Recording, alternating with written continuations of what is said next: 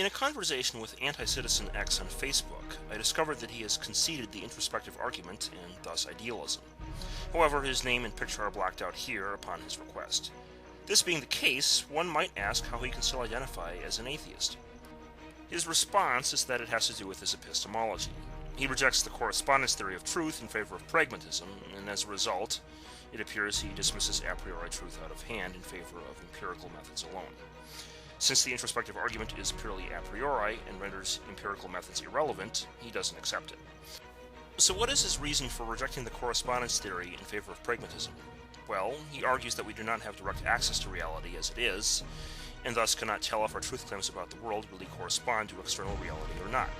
Thus, our claims about truth are really claims about the utility of our statements, and have nothing to do with how things really are.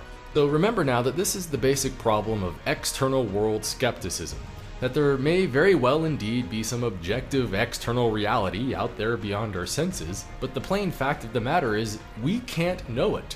We cannot ignore this huge philosophical barrier that exists between reality, our perceptions of reality, and then our linguistic framework for describing reality. So to say that truth corresponds with reality is to effectively say that truth cannot ever be known with any kind of objective certainty. The problem, of course, is that this argument doesn't even apply to the sorts of truth claims made in the premises of the introspective argument. For the correspondence theory to fail in regards to these premises, the reality they correspond to would have to be external to the mind, and on the other side of the sensory divide that AntiCitizenX brings up.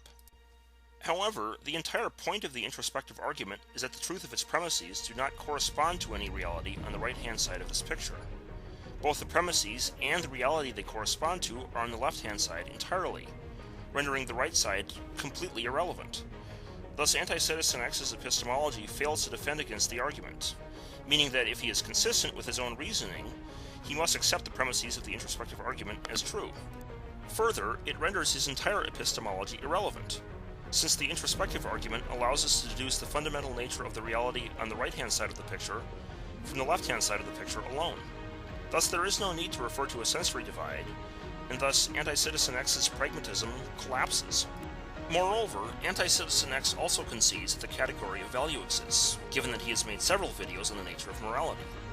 This, of course, means that he concedes Privatio Boni as well, given that Privatio Boni follows automatically from idealism and the existence of value as a category. I have a video in the annotation if you would like to see how this works. But in turn, basic Christian theology derives automatically from idealism and Privatio Boni, as can be seen in my Loma Linda lecture. Meaning that in sum, AntiCitizenT's epistemology implodes, and that he must necessarily accept as true, given his concession, not only idealism but Christianity as well.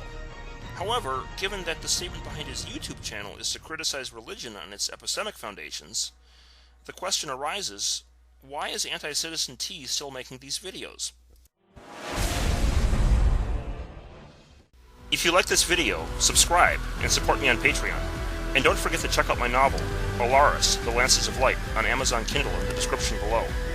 You can find us on Facebook as well at Idealism and Science versus Atheism.